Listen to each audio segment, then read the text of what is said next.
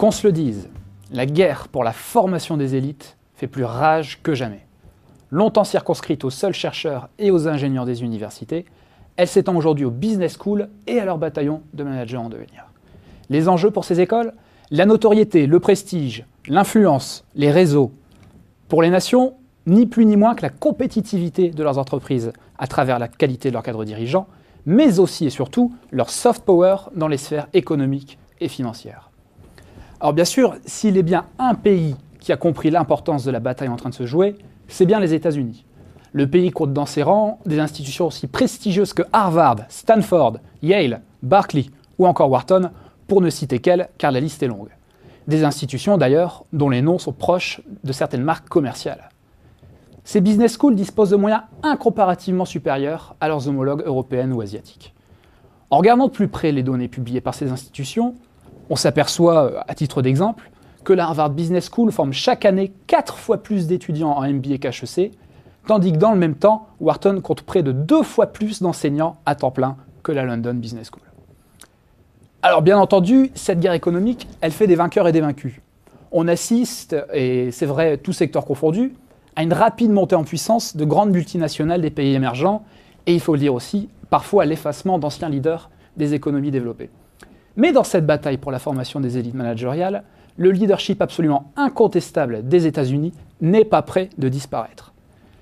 Alors ce leadership s'appuie tout d'abord sur la puissance du soft power américain, qui reste inégalée à ce jour.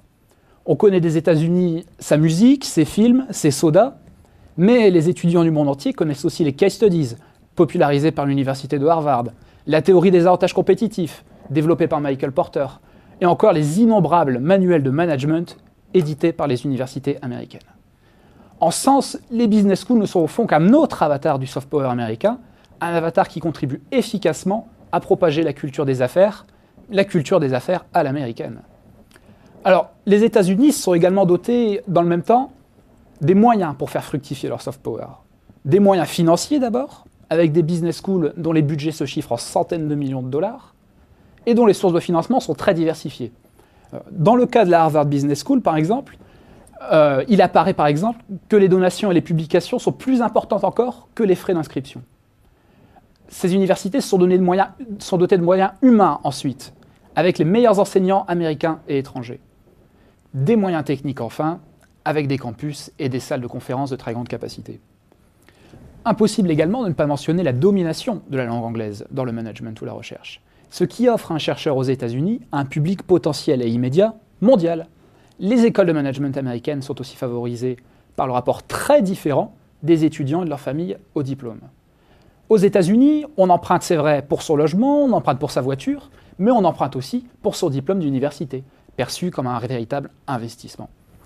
Alors, bien sûr, il existe d'autres facteurs culturels, comme la forte proximité avec le monde de l'entreprise, ou encore l'importance du réseau d'anciens, qui explique cet avantage américain. Et puis, nation elle-même façonnée par les vagues successives d'immigrants, les États-Unis ne s'embarrassent pas de formalités administratives trop contraignantes quand il s'agit de faire venir des étudiants et des professeurs de haut niveau. Alors, la domination américaine dans la formation des managers, elle s'affiche aussi bien dans les classements publiés par le Financial Times ou The Economist que dans les CV des dirigeants des grandes entreprises. Prenez les Indiens Mahindra ou Tata ou Reliance, prenez encore le coréen LG. On trouve à la tête de ces sociétés des dirigeants formés dans les meilleures business schools américaines. En creux, cet inventaire des qualités des meilleurs établissements américains dessine les défauts de leurs concurrents européens. Il ne s'agit pas de minorer leurs qualités, non, parce que des écoles comme la London Business School, l'INSEAD, l'IMD, HEC ou la Bocconi jouissent d'une excellente réputation, une réputation assise sur de très bonnes positions dans les classements internationaux. L'Europe et la France, au fond, ne pêchent pas par la qualité de leur formation, mais plutôt par leurs moyens. On voit pourtant de plus en plus les grandes écoles européennes se doter de fondations chargées de collecter et de gérer les dons d'entreprises partenaires, de généreux donateurs ou encore d'anciens de l'école. Mais malgré ces efforts, un océan sépare toujours le vieux et le nouveau monde en termes de budget, en termes d'effectifs, en termes de publications scientifiques. Pour prendre un exemple concret, HEC Paris dispose d'un budget de fonctionnement de l'ordre de 100 millions d'euros, soit à peine un tiers de celui de la Harvard Business School. Mais dans le même temps, la concurrence des écoles asiatiques s'intensifie, même si ces dernières forment aujourd'hui une division à part. Au fond, le défi des écoles européennes, il est d'accroître leurs moyens pour espérer approcher les standards américains. La priorité des émergents et leurs établissements, elle est tout autre. Il s'agit de pouvoir former en Inde, en Chine, au Brésil, leurs futurs managers, certes, mais davantage encore d'être en mesure de les garder pour qu'ils contribuent au développement des entreprises nationales. Alors naturellement, le chemin à parcourir, il est beaucoup plus long, sans oublier que les positions acquises par les établissements américains et européens sont le résultat d'années, voire de décennies d'efforts et d'expériences cumulées. Il faudra donc encore patienter avant de voir une école de ces pays capable de rivaliser avec les meilleurs établissements européens, du moins pour ce qui est de l'influence et du prestige. Toutefois, le temps passe beaucoup plus vite aujourd'hui qu'il ne passait il y a 20 ans. Longtemps, les pays développés ont cru pouvoir garder pour eux l'économie de la connaissance.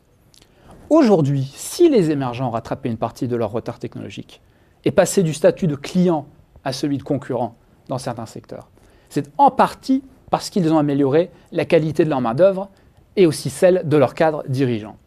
Et c'est finalement assez logiquement que certaines universités chinoises sont parvenues à se hisser parmi les meilleures au monde. Alors, l'économie de la connaissance reste encore largement le précaré des pays développés. Un précaré qu'il leur faut défendre de toutes leurs forces. Après avoir laissé s'échapper leurs usines et leurs emplois, les pays développés devront s'efforcer de conserver leurs universités, leurs managers, leurs laboratoires et leurs centres de décision. Faute de quoi, il ne leur restera décidément plus grand-chose de leur influence et de leur soft power.